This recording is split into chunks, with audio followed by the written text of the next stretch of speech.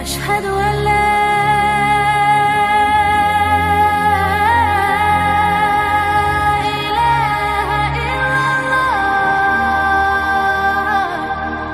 Salah satu rukun iman yang wajib diimani adalah al-iman bil malaikah, beriman dengan malaikat-malaikat Allah. Lah di antara malaikat yang merupakan sayyidul malaikah, pemimpinnya para malaikat, adalah Jibril alaihi salatu wassalam.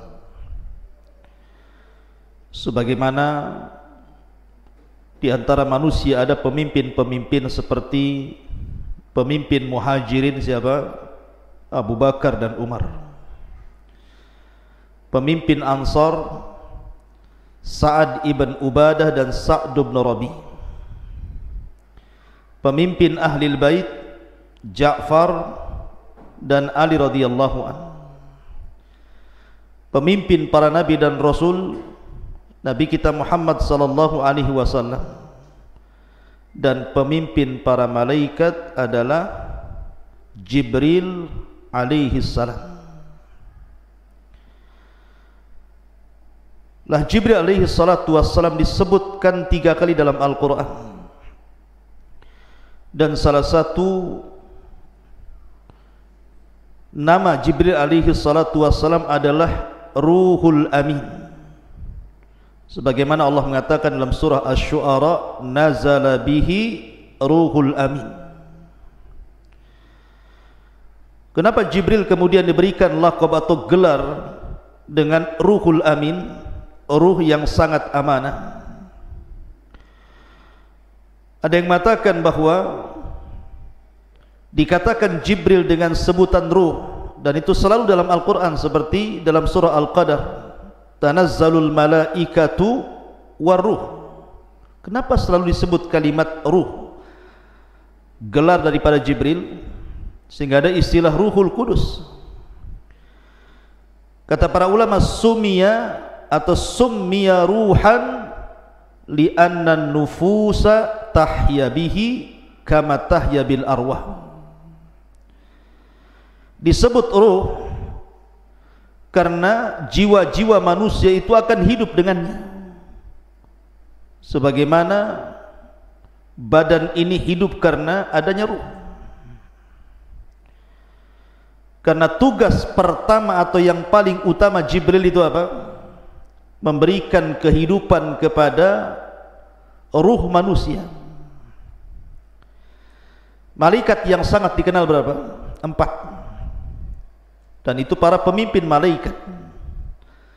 Pertama Jibril, yang kedua Mikail, yang ketiga Israfil, dan yang keempat Malakul Maut. Ini pemimpin-pemimpin malaikat namanya: Jibril, Mikail, Israfil, Malakul Maut. Kalau cerita tentang alam hati, maka Jibrillah malaikatnya yang menguasai alam hati. Jibrillah malaikatnya, karena Jibril itu tugasnya menurunkan wahyu, dan wahyu itu menghidupkan hati-hati setiap manusia. Kalau bercerita tentang alam dunia, maka bercerita tentang Israfil, karena Israfil lah yang menurunkan hujan sehingga hidup seluruh alam dunia ini.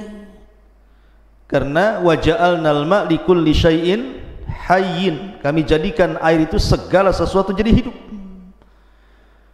Karena air itulah akhirnya hidup semuanya. Kita hidup, binatang hidup, tumbuh-tumbuhan hidup. Artinya kalau kita cerita tentang kehidupan dunia, maka cerita tentang Mikail.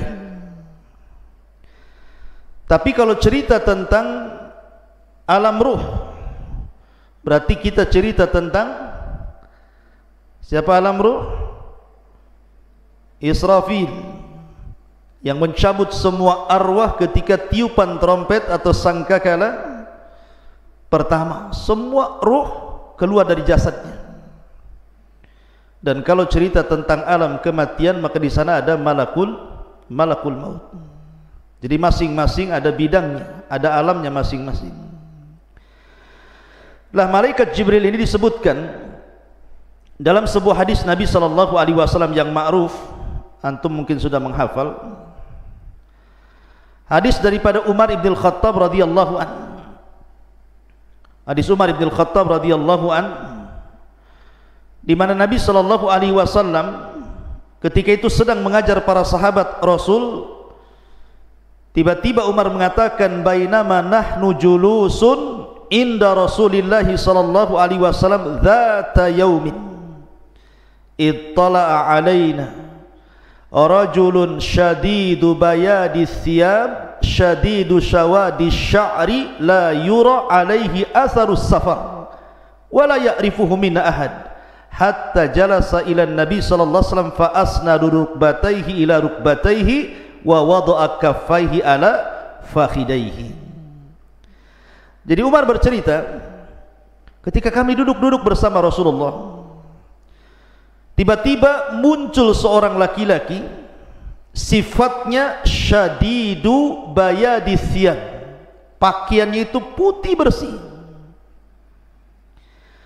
Kemudian yang kedua, syadidu sawadi sya'ri, rambutnya begitu hitam. Anehnya, la yura alaihi atharus safar, tidak ada bekas perjalanan sama sekali. Wala ya'rifuhu minna ahad, dan tidak ada satupun kami mengenali orang itu. Karena begini ikhwan, kebiasaan para sahabat Nabi, kalau ada orang asing biasanya dikenalkan oleh orang. Yang kenal dia mengatakan si fulan, namanya si fulan dari Bani Fulan. Dikenalkan oleh para sahabat Rasul supaya orang kenal. Tapi orang yang datang ini tidak ada yang kenal satupun. Kalau memang dia orang jauh, pasti ada bekas safarnya yang namanya padang pasir, gurun Sahara. Di zaman Rasul di Mekah itu kan padang pasir, angin, debu di mana-mana. Baru berjalan ke padang pasir sebentar saja pakaian sudah banyak debu. Tetapi orang ini kalau dikatakan orang jauh, kenapa tidak ada bekas safar, tidak ada debu sama sekali di pakaiannya. Kemudian rambutnya pun sangat rapi dan hitam, menunjukkan orang ini tidak pakai serban. Padahal sorban itu bagi orang Arab itu kayak sebuah kewajiban, karena bisa melindungi dari panas, bisa melindungi dari debu, bisa melindungi dari dingin, sorban itu. Dan itu tradisi Arab ya. Tradisi Arab itu pakai sorban. Lah orang ini tidak pakai serban, sehingga bisa dikenali wajahnya, sangat tampan sekali. Dan ini juga dalil kalau seandainya orang ini pakai serban, tentu orang curiga nih, kenapa dia menutup kepala dan mukanya, jangan-jangan membuat jahat sama Nabi. Ketika dia tidak pakai serban, berarti orang menyangka dia orang baik-baik. Karena sahabat bisa mensifati pakaiannya bersih, rambutnya hitam, menunjukkan tidak pakai tutup kepala. Tapi kalau memang dia orang dekat, kenapa nggak ada yang kenal? Kan aneh jadinya. Kalau orang jauh kenapa pakaiannya rapi, kalau orang dekat kenapa nggak ada yang kenal? Yang lebih mengherankan lagi, langsung menemui Nabi sallallahu alaihi wasallam, fa asnada rukbatayhi ila rukbatayhi wa wada'a kaffaihi ala fakhidaihi. Lutut dia dengan lutut Nabi itu ditemukan, kemudian tangan dia diletakkan di paha Nabi seperti ini. Tiba-tiba bertanya, ya Muhammad, penampilannya rapi seperti thalabul ilmi, tapi bahasanya kayak orang Badui. Karena biasanya kalau sahabat Rasul tidak pernah mengucapkan ya Muhammad. Yang suka mengucapkan ya Muhammad itu orang Badui. Kalau sahabat Rasul ya Rasulullah, ya Nabi Allah, itu sahabat Rasul, beradab mereka kepada Rasulullah. Tapi orang Badui itu teriak-teriak ya Muhammad. Lah bahasa orang ini menggunakan bahasa orang Badui, ya Muhammad akhbirni anil Islam, ceritakan tentang Islam. Kata para ulama, Karena sahabat Nabi SAW itu paling suka kalau ada orang Badui menemui Rasul pasti banyak tanya, dan pertanyaannya aneh-aneh, sehingga kemudian ketika Nabi SAW menjawab pertanyaan orang-orang Badui itu menjadi pengetahuan tersendiri bagi para sahabat Rasul. Bahkan karena segannya para sahabat terkadang bertanya kepada Rasul, biasanya nitip pertanyaan kepada orang Badui untuk ditanyakan kepada Nabi. Makanya kenapa orang ini menggunakan bahasa orang Badui padahal pertanyaannya berbobot. Ini bukan orang Badui, ini orang thalabul ilmi nih. Pertanyaannya berbobot. Apa itu Islam? Apa itu iman? Apa itu ihsan? Ini kan berbobot nih. Kapan kiamat? Apa tanda-tandanya? Ini bukan orang jahil yang bertanya, ini alim nih. Tapi dari bahasa, menggunakan bahasa Badui, menggunakan ya Muhammad, supaya sahabat itu mereka betul-betul memperhatikan ucapan orang ini, dan pertanyaan berbobot. Makanya hadis ini, hadis Jibril ini disebutkan oleh para ulama, kalau dalam Al-Quran itu ada namanya induk Quran. Induk Quran apa? Al-Fatihah, disebut umul kitab. Tapi kalau induk hadis, hadis Jibril disebut induk hadis, karena seluruh ajaran Islam terangkum dalam hadis Jibril. Makanya di ujung hadis Rasul mengatakan, tahukah kalian siapa yang bertanya kepadaku tadi? Sahabat mengatakan, saya tidak tahu, Allah wa Rasulullah alam. Kata Nabi SAW, huwa Jibril atakum yu'allimukum amra dinikum. Tadi Jibril itu yang datang kepada kalian, sengaja mengajarkan kepada kalian tentang urusan agama kalian. Jadi Jibril itu datang terkadang bukan hanya membawa risalah, tetapi juga taudihur risalah. Jadi dia datang membawa risalah kepada Rasul. Yang kedua, tugas dia taudihur risalah, menjelaskan risalah itu. Bukan hanya taudihur risalah, ada lagi namanya muraja'atur risalah, karena setiap Ramadan datang murajaah bersama Rasul. Bahkan di Ramadan terakhir sebelum wafatnya Rasul, Jibril 2 kali datang menemui Nabi SAW. Ma'asyiral muslimin yang dimuliakan Allah Subhanahu wa taala, di antara sifat-sifat Jibril itu yang pertama al-ilm. Jibril itu memiliki pengetahuan yang luar biasa. Tentu pengetahuan itu datang dari Allah Subhanahu wa taala, karena Allah mengatakan 'allamahu syadidul quwah. Yang mengajarkan ilmu kepada Nabi SAW syadidul quwah, malaikat yang punya kekuatan. Jadi salah satu sifat Jibril yang pertama al-ilmu. Yang kedua al-quwatul hailah, memiliki kekuatan yang dahsyat. Makanya Allah mengatakan syadidul quwah, memiliki kekuatan yang luar biasa. Lihat ketika Jibril menghancurkan negeri Sodom, dengan satu sayapnya saja ditancapkan ke negeri Sodom, diangkat itu negeri sampai ke langit, dihujani meteor, ditumpahkan lagi ke bumi. Saking kuatnya Jibril itu. Bahkan selalunya kalau Allah hendak mengadab sebuah kaum, pasti diutus Jibril. Lihat ketika kita bicara tentang kaum Tsamud, siapa yang diutus? Jibril. Fa akhadatku sayhatun fa asbahu fi darihim jathimin. Fa'asbaha fi dharihim jasimin. Maka Jibril kemudian berteriak satu kali teriakan, tiba-tiba seluruh manusia di rumah-rumah mereka tinggal jasad tanpa ruh, jadi bangkai. Satu tiupan semua orang mati.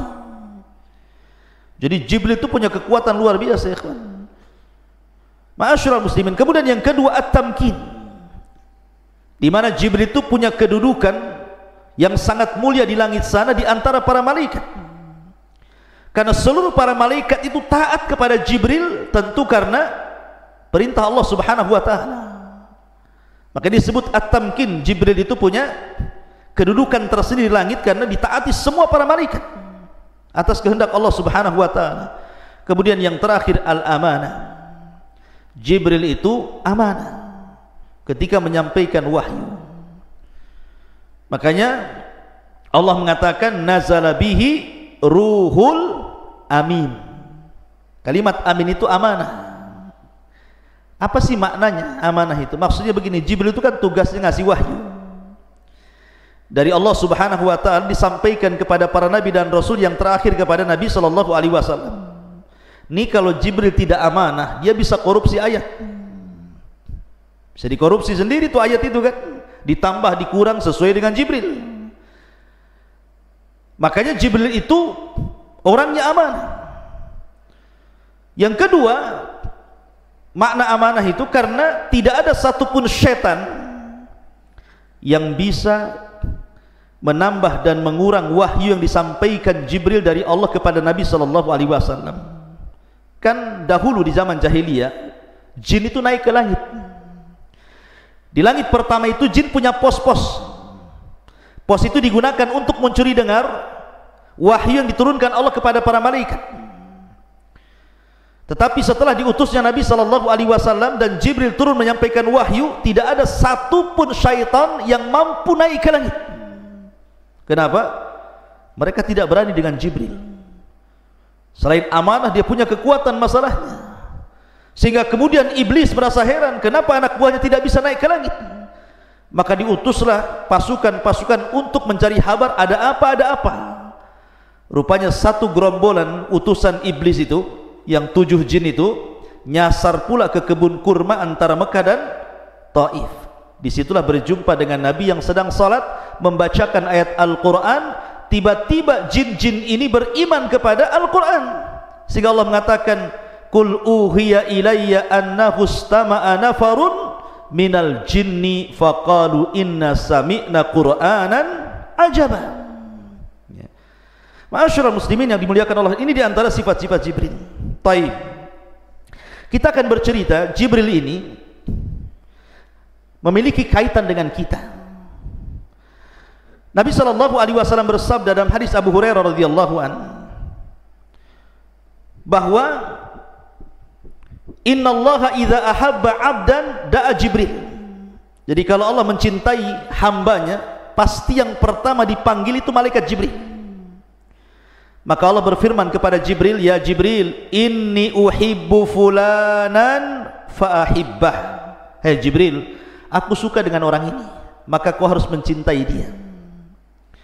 Maka yang pertama kali mencintai orang yang dicintai Allah adalah Jibril. Dan umat Nabi sallallahu alaihi wasallam adalah umat yang sangat dicintai Allah, karena Allah berfirman, kuntum khaira ummatin ukhrijat linnasi. Kalian itu sebaik-baik manusia yang dikeluarkan Allah kepada manusia. Artinya Allah suka dengan umat Rasul. Ketika Allah suka dengan seorang hamba, maka yang pertama kali suka setelah Allah adalah Jibril. Makanya Allah mengatakan di sini, inni uhibbu fulanan fa ahibbahu. Aku mencintai fulan, wahai Jibril, cintai dia. Maka Jibril pun kemudian mencintai orang yang dicintai Allah Subhanahu wa taala. Dari sini memiliki faedah bahwa Jibril itu ada alaqah, ada hubung kait dengan umat Nabi sallallahu alaihi wasallam. Ini yang kita akan sedikit bahas. Pertama, kita akan membahas alaqah Jibril dengan para nabi. Kemudian yang kedua, kita akan bahas alaqah Jibril dengan Nabi sallallahu alaihi wasallam secara khusus. Kemudian yang ketiga, alaqah Jibril, hubung kait Jibril bersama para sahabat Nabi sallallahu alaihi wasallam. Dan yang terakhir, hubung kait Jibril dengan umat Nabi sallallahu alaihi wasallam. 3 pembahasan atau 4 pembahasan yang kita akan bahas. Mohon sabar. Pertama, hubung kait Jibril dengan para nabi dan umat-umat terdahulu. Kita tahu bahwa setiap para nabi dan rasul ketika mendapatkan wahyu, wahyu itu turun melalui Jibril. Dan itu disyaratkan dalam sebuah hadis Nabi sallallahu alaihi wasallam ketika Rasul pertama mendapatkan wahyu. Kemudian Nabi ketakutan sehingga mengatakan kepada Khadijah, zammiluni zammiluni dathiruni, selimuti aku Khadijah, selimuti aku Khadijah. Maka Khadijah pun kemudian menyelimuti Rasul sampai Rasul tenang, dihibur Khadijah. Setelah itu Khadijah membawa Rasul kepada siapa? Kepada Waraqah ibn Naufal, orang yang paham dengan ajaran Yahudi. Maka Waraqah ibn Naufal ketika mendengar cerita bahwa Rasul menjumpai makhluk yang memiliki 600 sayap, yang satu sayap terbentang antara ufuk, artinya sayapnya itu menjangkau barat, timur, selatan dan barat. Karena sadal ufuk itu artinya panjangnya mulai terbenam matahari sampai tenggelamnya, itu disebut sadal ufuk namanya. Jadi kalau melihat ke depan sayap, ke belakang sayap, samping sayap, semua sayap gitu ya, menutupi langit itu. Kata Waraqah, namus itu makhluk yang bersayap yang menemui wahai Muhammad adalah namus yang pernah menemui Musa dan para nabi sebelumnya. Menunjukkan ada hubung kait siapa? Jibril dengan para nabi. Kemudian ketika Allah Subhanahu wa taala hendak memberikan kabar gembira kepada Ibrahim alaihi salatu wasallam akan kelahiran Ishak, disebutkan dalam surah Hud, walaqad ja'at rusuluna Ibrahim bil busyra, sungguh telah datang utusan-utusan kami kepada Ibrahim membawa kabar berita yang baik. Ahli tafsir mengatakan yang dimaksud adalah Jibril, Mikail dan Malakul Maut. 3 malaikat ini datang menemui Ibrahim dalam bentuk manusia, datang kepada Ibrahim memberikan kabar gembira. Qalu, mereka mengatakan salaman. Qala salamun, mereka mengatakan keselamatan, mengucapkan salam, maka dibalas Ibrahim juga keselamatan. Fama labitha anja'a bi'ijlin hanid, karena Ibrahim itu adalah orang yang pertama kali menjamu tamu. Ibrahim itu punya peternakan unta khusus untuk tamu. Saking karamnya, kaya Ibrahim itu, dan dia karam, dermawan. Dia punya peternakan unta bukan untuk dijual. Jadi unta itu diternak hanya untuk menghormati tamu. Kalau ada tamu satu, disembelih satu kurma, satu unta. Nanti lagi ada tamu, sembelih lagi satu unta. Kan enak antum kalau bertamu kayak orang kayak begini. Bertamu yuk ke Abu Merah, dia banyak tuh kambingnya. Jadi enak. Ibrahim itu mengajarkan apa? Ikram dhaif. Makanya Nabi SAW kemudian mengatakan, man kana yu'minu billahi wal yaumil akhir fal yukrim dhaifahu, siapa yang beriman kepada Allah dan hari akhir, hormati tamunya. Lah setelah kemudian Ibrahim bersegera menyembelih seekor unta, memasaknya, setelah matang sudah enak, siap santap, siap makan, dihidangkan kepada tamu-tamunya ini. Ibrahim tidak tahu kalau itu malaikat. Malaikat gak makan, gak minum, gak berak, gak macam-macam gitu ya. Kata Ibrahim, silahkan makan. Tidak dipandang makanan itu, mata mereka justru memandang wajah Ibrahim. Suruh minum, tidak dipandang minuman itu, justru pandangan mereka memandang kepada wajah Ibrahim. Ibrahim sudah tua, ketakutan, ini jangan-jangan orang jahat, suruh makan malah ditatap pula saya, katanya ya. Jadi Allah Subhanahu wa ta'ala mengatakan, falamma ra'a aydiyahum la tasilu ilaihim nakirahum wa aujasa minhun khifah, ketika tangan-tangan orang-orang itu tidak mau menyentuh makanan sama sekali, mulai Ibrahim ketakutan nih, ini jangan-jangan orang jahat nih ya. Kemudian mereka pun mengatakan, la takhaf, jangan takut wahai Ibrahim, inna arsalna ila qaumi lutin, kami diutus oleh Allah untuk menghancurkan kaum Lut. Kemudian wa mra'atuhu qa'imatan fadhahikat fabasyarnaha bi Ishaq wa min wara'i Ishaq Ya'qub, dan juga menghabar gembirakan kepada Ibrahim akan kelahiran Ishak dan juga anak Ishak Ya'qub. Tiba-tiba perempuan Ibrahim, istrinya Ibrahim, Sarah ini bangkit kemudian tertawa senang. Udah lama tidak punya anak, tiba-tiba datang utusan Allah menghabarkan kelahiran Ishak dan juga cucunya Ya'qub. Ma'asyiral muslimin, dari sini ada hubung kait antara Ibrahim dengan para nabi. Kemudian juga kisah ketika Maryam keluar buang hajat, fatakhadat min dunihim hijaban, maka Maryam pun berusaha menjauhi manusia karena ingin melakukan buang hajat.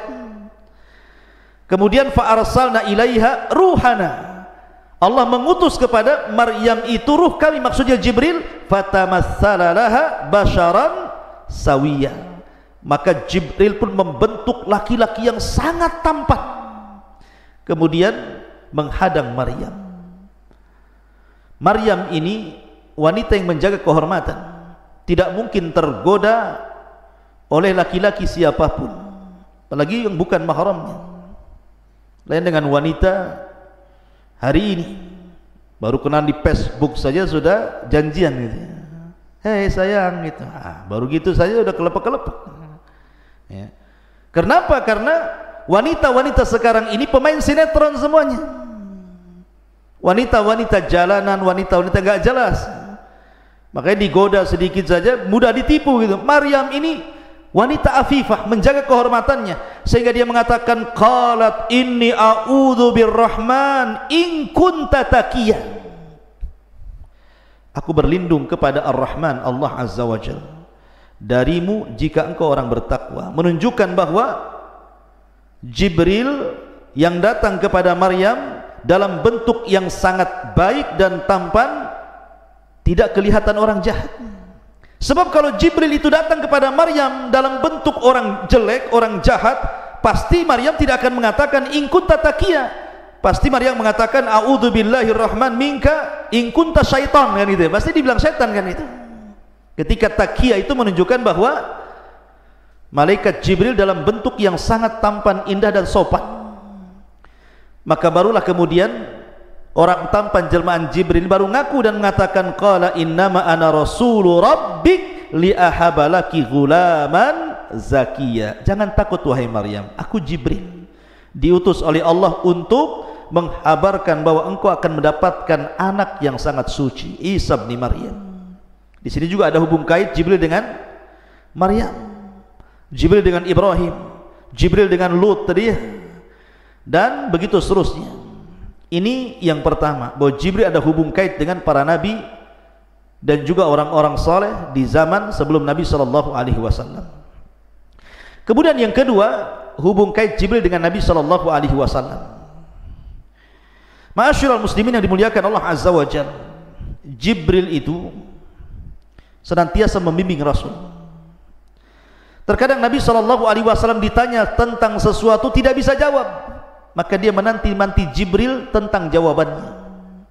Seperti umpamanya orang-orang musyrik datang ke Madinah menemui ahli kitab, kemudian mengatakan di Mekah itu ada orang ngaku nabi loh, gimana cara menghadapinya? Kata orang-orang Yahudi Madinah, sini saya kasih soalan kamu, tanya kepada orang yang ngaku nabi di Mekah itu. Kalau dia sanggup menjawab, memang dia nabi. Kalau dia tidak sanggup menjawab, dustakan kenabiannya. Kata orang-orang musyrik, apa pertanyaannya? Satu, tanyakan tentang seorang laki-laki yang keliling dunia selama 500 tahun berdakwah kepada tauhid, bagaimana kabarnya? Yang kedua, tentang anak-anak muda yang terjerembab dalam gua yang sangat menakjubkan kisahnya, bagaimana ceritanya? Kemudian yang ketiga, tanya tentang ruh, apa itu ruh? Oh, orang-orang musyrik senang. Oh, ini bisa jadi bahan olok-olokan kepada Rasul, karena yakin tak mungkin dia dapat jawaban, dan mereka sudah dapat kunci jawabannya. Sesampainya di Mekah, orang-orang Quraisy mengatakan, ya Muhammad, saya ingin bertanya kepadamu 3 soalan. Kalau kau bisa menjawab, kau seorang nabi, kami beriman. Kalau kau tidak bisa menjawab, kau ini nabi KW ya, nabi enggak jelas, kami dustakan kenabian. Kata Nabi SAW, baik saya akan jawab, baik saya akan jawab godan besok. Rasul lupa mengucapkan insya Allah. Dengan sebab lupa mengucapkan insya Allah, lewat hari pertama Jibril tak turun, lewat hari kedua Jibril tak turun, 1 minggu Jibril pun tak turun, 2 minggu Jibril tak turun, 3 minggu tak turun juga, hampir 1 bulan Nabi sudah sesak dadanya. Sebab kalau tidak ada jawaban, pasti mereka akan mendustakan dia. Dan itu menunjukkan bahwa Rasul tidak pandai-pandai menjawab. Memang dia tidak punya pengetahuan tentang soalan itu. Dia tetap menunggu Jibril turun. Akhirnya Jibril turun setelah 1 bulan, kemudian menurunkan surah Al-Kahfi, menjelaskan tentang adapun soalan yang pertama, dialah Raja Dzulqarnain. Dijelaskan dalam surah Al-Kahfi sejarah Dzulqarnain. Adapun tentang anak-anak muda yang terjerembab dalam gua, itulah Ashabul Kahfi. Adapun ruh, katakan ya Muhammad, yas'alunaka anil ruh qulir ruhu min amri rabbi. Jadi Jibril datang kepada Rasul dalam rangka apa? Membimbing Rasulullah. Makanya kenapa ketika Nabi SAW masih kecil, disusui siapa? Halimah Sa'diyah di Bani Sa'diyah, kan gitu ya. Lah Nabi ini masih kecil, tiba-tiba Jibril datang dengan 2 malaikat. Ditangkapnya Rasul kecil ini, tiba-tiba dibelah dadanya, kemudian diambil jantungnya, kemudian dicuci dari air zam-zam di bejana emas, kemudian dimasukkan lagi, kemudian dijahit lagi, ada bekas jahitannya. Dan itu operasi pertama dalam sepanjang sejarah manusia. Maka anaknya Halimah Sa'diyah ketakutan, lari dia melaporkan kepada ibunya. Maka ibunya langsung mencari Nabi SAW. Ketika dia dapati masih hidup dan masih ada bekas jahitannya, maka karena ketakutan itulah akhirnya Rasul kecil dikembalikan oleh Halimah Sa'diyah kepada ibundanya Aminah. Lihat, sejak kecil saja Jibril sudah membuang kotoran-kotoran hati dari dada Nabi SAW. Dan pembelahan dada itu 2 kali, ketika di Halimah Sa'diyah dan ketika peristiwa Isra dan Mi'raj, dibelah lagi oleh malaikat. Ma'asyiral muslimin yang dimuliakan Allah Azza wa Jalla. Lah, Nabi SAW ini biasa kalau berjumpa dengan Jibril itu, Jibril pasti akan membentuk dirinya dengan bentuk yang sangat tampan, tidak pernah membentuk dengan orang yang sangat menakutkan. Makanya biasa yang dipilih Jibril ketika berjumpa dengan Rasul, pasti dia akan tasyakul, beralih rupa seperti sahabat namanya Dihyatul Kalbi. Jadi ada seorang sahabat namanya Dihyatul Kalbi, orangnya tampan sekali, sangat tampan. Jadi Jibril kalau menemui Rasul pasti menyerupai Dihya. Sampai suatu hari Nabi sedang berbincang-bincang dengan Dihya. Kemudian Aisyah radhiyallahu anha melihat dari kejauhan. Heran Aisyah, kenapa kok lama kali Rasul berbincang dengan Dihya, dan selalu. Sehingga setelah kemudian Rasul berdialog dengan Dihya, Aisyah radhiyallahu anha bertanya, "Ya Rasul, inni ra'aituka waqifan amama Dihya." Aku melihat kau ini berada di depan Dihyatul Kalbi kemudian berbicara. Kata Nabi SAW, "Ya Aisyah, itu bukan Dihya, itu Jibril." Kata Rasul SAW, "Itu Jibril." Kata Rasul, "Kau melihatnya?" Kata Aisyah, "Iya, saya melihatnya dengan kedua mata saya." Ingat, tidak ada wanita di zaman Rasul yang pernah melihat malaikat dalam bentuk alih rupa menjadi manusia kecuali Aisyah. Tapi kalau laki-laki banyak, dalam hadis Umar tadi kan lagi kumpul-kumpul laki-laki kan, tiba-tiba datang Jibril bertanya Islam, iman, ihsan. Laki-laki banyak yang melihat, tapi perempuan tidak ada yang melihat malaikat yang berbentuk manusia kecuali Aisyah.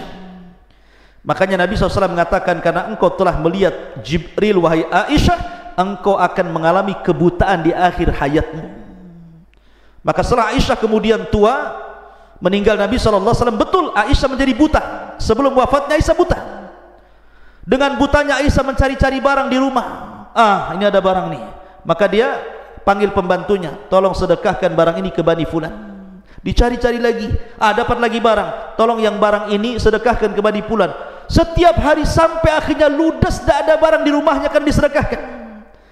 Ketika Aisyah sudah tidak bisa lagi menemukan barangnya karena buta dia bertanya kepada khadimnya, masih ada lagi barangku untuk saya sedekahkan? Kata pembantunya, "Ya Aisyah, ya Ummul Mukminin, kenapa kau habiskan hartamu untuk bersedekah?"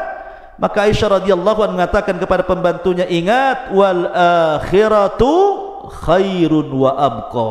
Akhirat itu jauh lebih baik dan lebih kekal. Akhirnya Aisyah meninggal dalam posisi rajin bersedekah.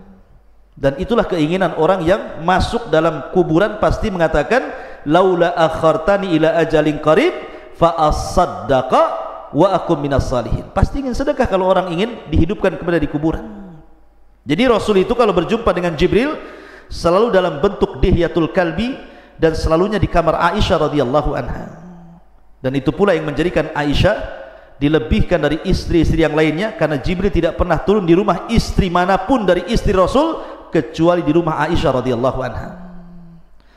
Ma'asyiral muslimin yang dimuliakan Allah Azza wa Jalla.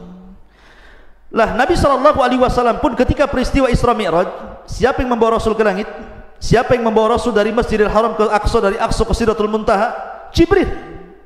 Jibril yang menemani Rasul sampai diangkat ke Sidratul Muntaha lagi oleh Allah Azza wa Jalla. Dan Jibril tidak bisa sampai ke Sidratul Muntaha, hanya sampai Baitul Ma'mur.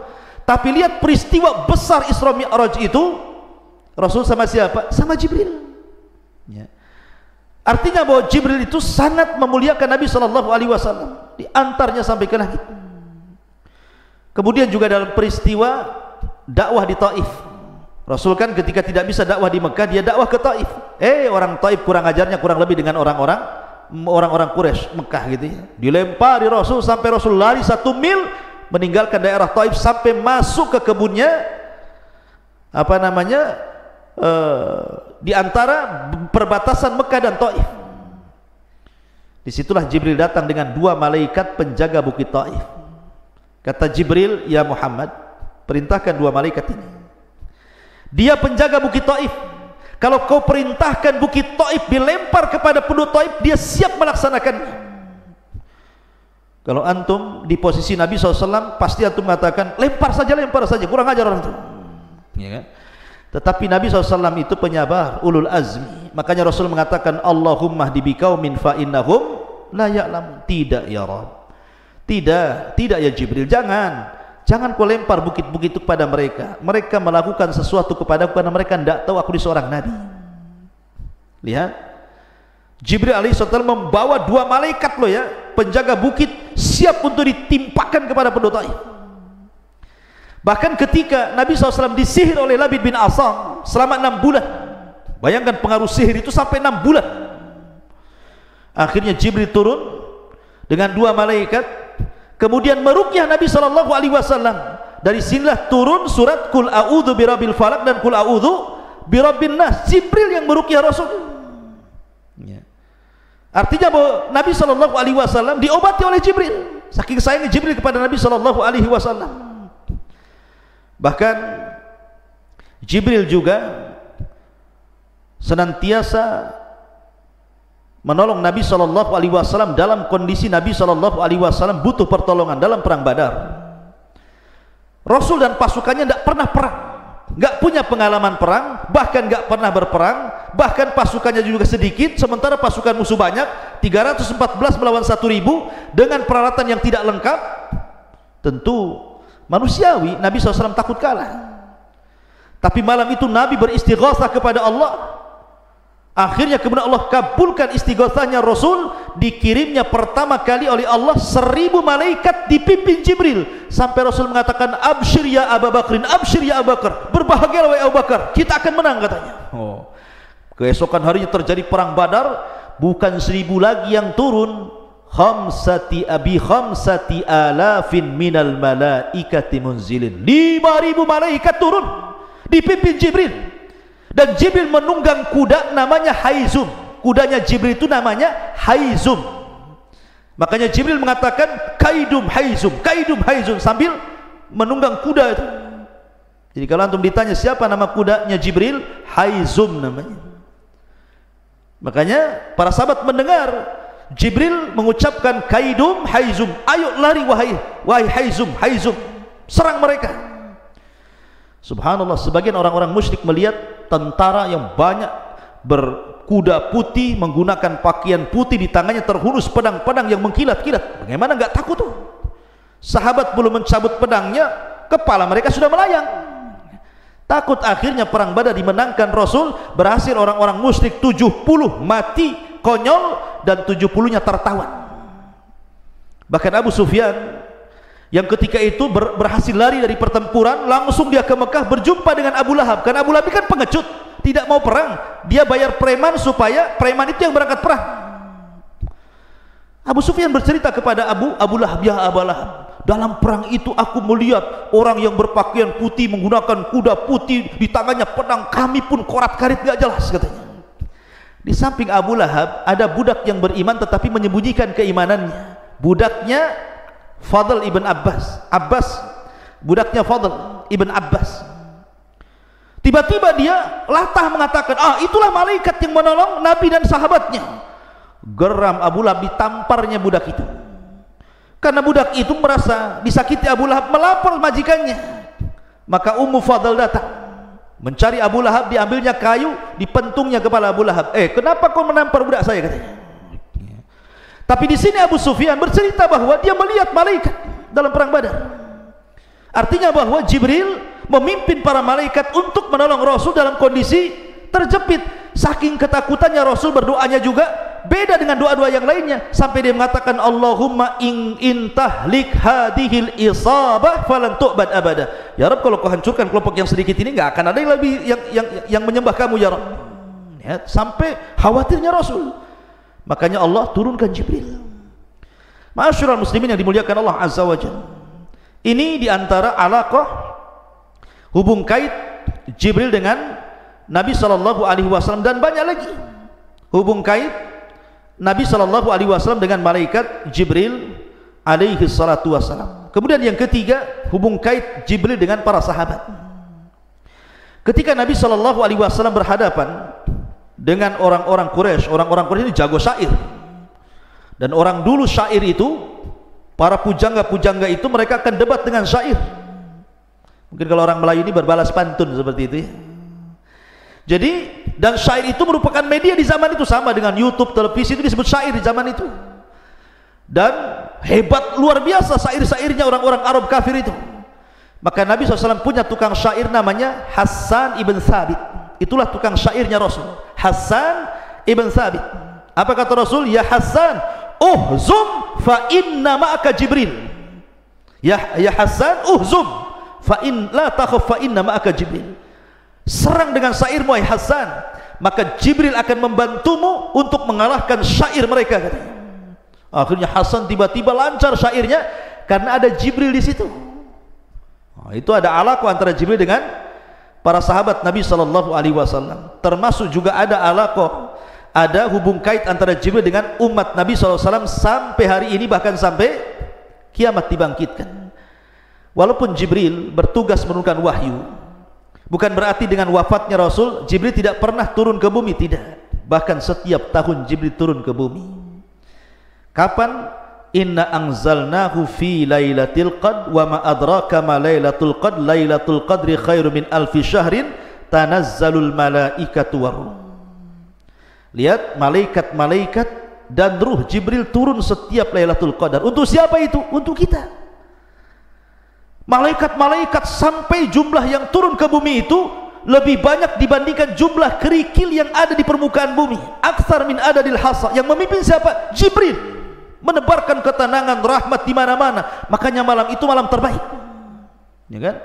Jadi ada hubung kait Jibril dengan umat Islam, dengan kita-kita ini. Kita tidak pernah ditinggalkan Jibril, karena setiap tahun turun di malam Lailatul Qadar. Dan Nabi SAW pernah berjumpa dengan Jibril itu 2 kali dalam bentuk aslinya. Pertama di Gua Hira. Makanya kemudian Nabi SAW ketakutan gitu kan, melihat Jibril. Gak pernah sebelumnya melihat ada makhluk bersayap 600 besarnya itu, sandal ufuk gitu kan. Oh, menggigil kayak antum masuk ke hutan Jabal Uhud ketemu dinosaurus. Apa gak menggigil antum pulang tuh? Wah, gitu ya. Kenapa antum? Nggak tahu kan gitu. Ketemu genderuwo katanya. Lah, jadi Nabi tidak pernah ketemu makhluk sebesar itu. Tiba-tiba ketemu Jibril, ada 600 sayap, satu sayap terbentang gitu kan, bercahaya. Rasul ketakutan lah kan begitu. Makanya dia demam sampai lari ke rumah Khadijah. Sesampainya di rumah Khadijah dia mengatakan, dathiruni ya Khadijah, selimuti aku demam. Oh gitu ya. Jadi Nabi pernah melihat Jibril 1 kali di bumi, kemudian melihat Jibril 1 kali di langit. Ketika peristiwa Isra Mi'raj sampai di Baitul Ma'mur, Jibril berubah bentuk. Makanya Allah mengatakan, laqad ra'ahu nazlatan ukhra inda sidratil muntaha indaha jannatul ma'wa. Nabi melihat Jibril kedua kalinya. Di mana? Di langit. Ya, ketika peristiwa Isra dan Mi'raj. Dan ini luar biasa. Makanya kenapa? Karena Rasul pernah melihat Jibril, Rasul bisa mensifati Jibril seperti apa? Karena pernah melihat. Ya. Ma'asyiral muslimin yang dimuliakan Allah Azza wa Jalla. Kemudian Jibril juga ikhwan, selain ditugaskan untuk menurunkan wahyu, dan ketika Allah berfirman, yang pertama kali mendengar wahyu siapa? Jibril. Jadi kalau Allah berfirman kepada malaikat, kepada Jibril itu, semua malaikat yang di langit pingsan. Dalam hadis yang ma'ruf, apabila Allah hendak mewahyukan sesuatu, maka suara Allah itu seperti suara gemerincing rantai yang dipukul-pukul di atas batu, membuat semua malaikat pingsan satu langit. Ketika semua malaikat pingsan, yang pertama siuman siapa? Jibril. Jibril yang pertama siuman, kemudian dipanggil oleh Allah Azza wa Jalla. Kemudian Allah memberikan tugas-tugas kepada para malaikat lewat Jibril. Maka setelah Allah berfirman kepada Jibril, tiba-tiba semua malaikat bangun dari pingsannya. Maka setiap Jibril lewat di langit pertama, mereka mengatakan, madza qala rabbuka ya Jibril? Apa yang dikatakan Rabb wa Jibril? kemudian turun ke langit ke-6, ke-5, ke-4, ke-3, semua malaikat yang di lapisan-lapisan langit itu mengatakan, madza qala rabbukum, madza qala rabbukum, apa yang difirmankan Allah, tugas apa yang harus kami laksanakan, tugas apa yang harus kami lakukan. Maka Jibril mengatakan, qala al-haq, kebenaran, kebenaran. Kamu tugasnya ini, kamu tugasnya itu, kamu tugasnya ini, kamu tugasnya itu. Jadi dia yang membagi tugas dari Allah Subhanahu wa taala. Inilah perkataan Jibril apabila sedang kemudian menyampaikan wahyu kepada para malaikat. Nah, ini jin-jin ini yang berada di langit pertama, di tempat maqaidus sam'i, pos-pos pencuri dengar itu, kalau dia mendengar satu kalimat dari Jibril yang disampaikan kepada para malaikat di lapisan langit-langit itu, langsung diambil, kemudian disampaikan ke jin yang di bawahnya, jin yang di bawahnya, jin yang di bawahnya. Karena jin kalau naik ke maqaidus sam itu seperti orang panjat pinang. Jadi begini, sampai ke langit. Jadi yang dari sana kalau dapat kalimat disampaikan ke jin yang di bawahnya, ke bawahnya, ke bawahnya, ke bawahnya, ke bawahnya, sampai ke yang di bumi. Yang di bumi ini sudah banyak macam-macam dustanya. Jadi kalau satu kalimat, kemudian jin yang berantai sampai ke langit itu 1000, maka yang benar 1, yang dusta 999 kalimat. Bayangkan coba. Jadi kalau seandainya ini jinnya 1000 jin, berarti yang benar itu satu kalimat, yang 999 kalimat itu dusta. Lah, dari sini jin yang di bumi mulai berbisnis dengan dukun. Akhirnya habar itu dibeli sama dukun. Kemudian dukun dijual ke pasien. Maka di sini namanya silsilah dusta, ikhwan. Bagaimana mungkin dari 1000 kalimat satu yang benar 999 dusta? Makanya dukun itu pendusta, dia hanya menjual kabar dusta. Jadi dukun itu dikibuli jin, sementara orang yang datang ke dukun dikibuli dukun. Makanya silsilah kibul mengibul namanya. Paham antum? Itu silsilah kibul namanya. Ya. Kenapa kemudian percaya pula sama dukun? Ya, masyarul muslimin. Jadi tugasnya itu seperti itu Jibril. Tapi ada tugas lain. Contohnya umpamanya, kalau ada orang yang akan dilahirkan, diciptakan Allah, orang ini orang mulia, maka yang meniupkan ruh bukan malaikat ruh. Bukan seperti hadis Nabi SAW dari yang antum baca dalam kitab Arba'in Nawawi.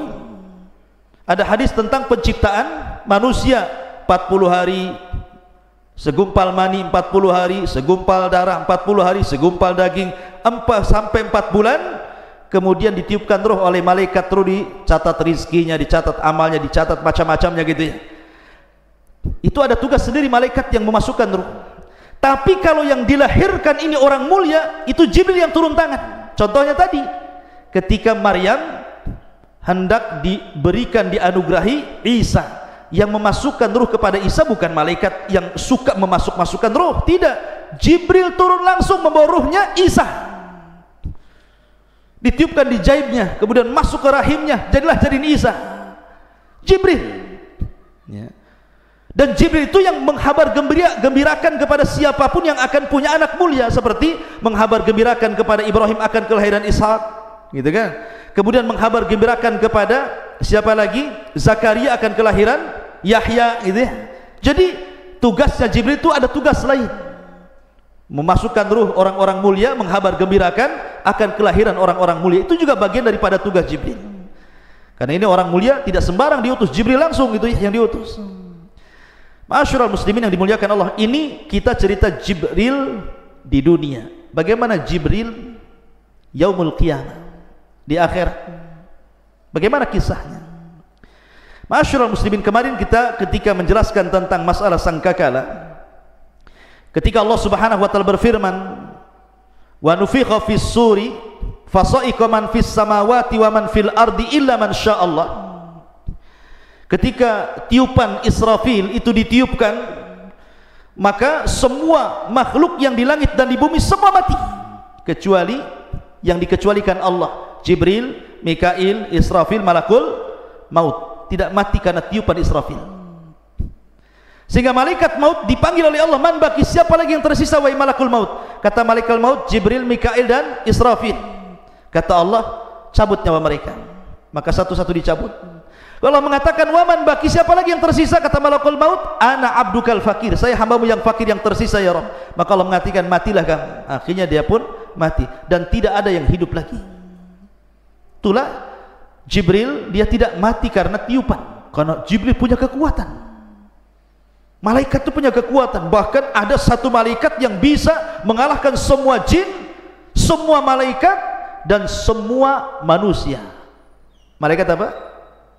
Malaikat maut.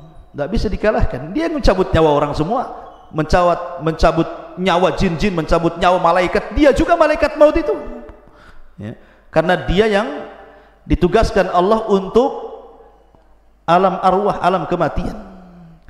Wallahu a'lam. Ikhwatu fiddin, muliakan Allah azza wajalla. Banyak kisah-kisah Jibril dan nanti kita akan rangkum pada pertemuan berikutnya tentang alamul malaikah, bagaimana alam malaikat secara keseluruhan. Ini kan kita bicara Jibril saja.